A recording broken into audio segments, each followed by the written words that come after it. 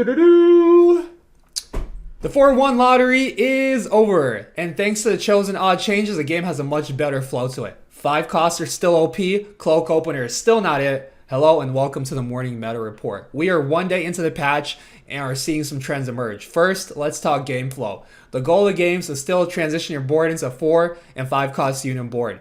3 costs have a much longer lifespan mid-game, and early board strength matters more than ever. If your board is a joke, post Krugs, consider rolling or you may be dead by Raptors. On to item starts. Most feel pretty good. Sword, chain, rod, tier, they're good components. You can slam strong items early game, preserve HP, and they scale well into late game. Belt, bow, cloak, glove are very good late game. However, they don't give you much power early. And if you get too many of them, you're going to have a bad time. With us, we have K3 Soju, who had a heavy belt and cloak glove start. Yo, Soju, how's this game treating you? My items are so bad. They're so bad. They're so fucking bad. Thank you. There you have it. Moving on to comps. All the comps you played last patch, they're still good this patch with one exception. Talon has been backstabbed. Definitely avoid that one. Here are some of the comps and the units I think are strong. Towards the top, we have Cultist variants. I think Cultist Opener is still strongest in the game. Pyke's still insane. You have the buff Jarvan. It is very strong early game. Keepers are still really good. Kennen's okay.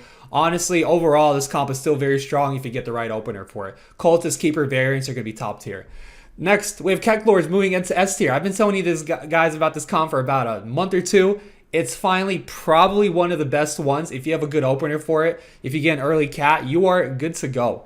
Divine Adept moving into S tier. With the changes to Warwick, it gives the comp a lot more late game scaling overall. It's a little hard to put together, but I think it's very powerful. Into A tier, we have Ahri, but she's back. We haven't seen this comp in a little bit. It kind of fell out of meta, but with Talon gone, with a lot of people playing sharpshooters, this comp is top tier. We have this little cluster of reroll comps. Duelist, Nami, Moonlights. I think these comps are all very good. Duelist didn't really get any changes. It's still the same. With the Divine Warwick changes, you might even be able to run Warwick in there if you get like a Duelist spat or something. Sounds pretty good. Nami took a little hit. Her mana got nerfed, but I think the comp is still very strong. It still has a very good early game. Moonlights. Diana is a little sketchier to play because you take a lot of damage early game now. So unless you're high rolling the comp, you might go 8th. That goes for both variants. Lyssandra's probably a little safer to play though. Moving on to Dust, this comp is super flexible. It's very strong. It's very good. Riven's insane. Cassio's insane. The comp has a lot of cap late game with Zillion and Kayn. You need to hit the 2 stars like kind of mid to late game, so it's a little sketchy, but this comp is very strong. You can transition it into it from Cultists. It's very flex. Highly recommend this comp.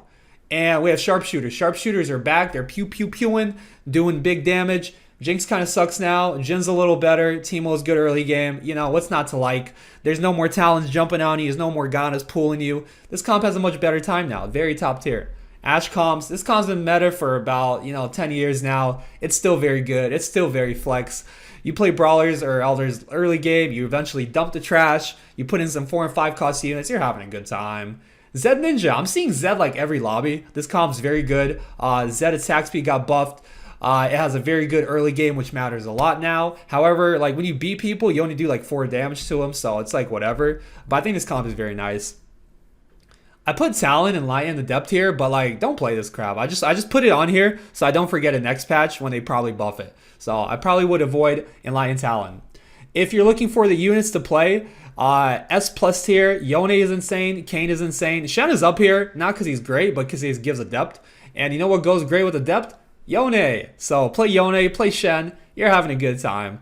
Overall, the goal of the board is to become these units here. These 4 and 5 cost S units. Some of these you play for synergies, but overall, this is what your board is going to look like. I'm going to talk about some honorable mentions that moved around in this list. Katarina's moved up to S tier because I think Warlords are really strong right now. Jarvan moved into S tier because I feel like Jarvan's insane. Jarvan right now is basically a chosen Pyke. He has 80 mana. His stun's not as long, but he's like zip-zapping all over the map. It's nuts. Give him like a Spark.